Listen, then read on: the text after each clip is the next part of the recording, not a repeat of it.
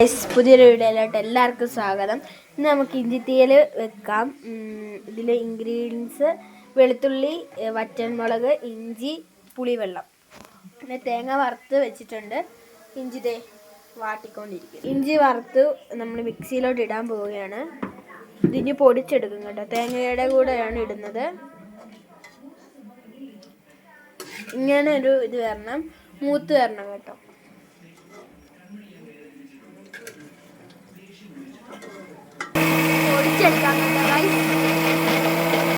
ഈ ഒരു പരുവത്തിയാവണം. കുറച്ച് ഉലുവ ഇട്ട് കൊടുക്കുന്നു. ശകലം കടുക്, 2 ടീസ്പൂൺ കടുക് വേണം. ഇത് രണ്ടും പൊട്ടി കഴിയുമ്പോഴത്തേന് നമുക്ക് വെളുത്തുള്ളി ഇട്ട് കൊടുക്കാം.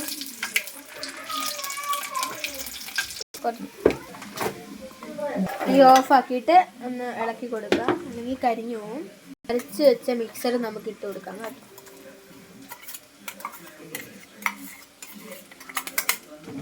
പുളി പിഴിഞ്ഞത് ഒഴിച്ചു കൊടുക്കാം. ഇനി തീ കത്തിക്കുക, എന്നിട്ട് നല്ലപോലെ ഇളക്കാം.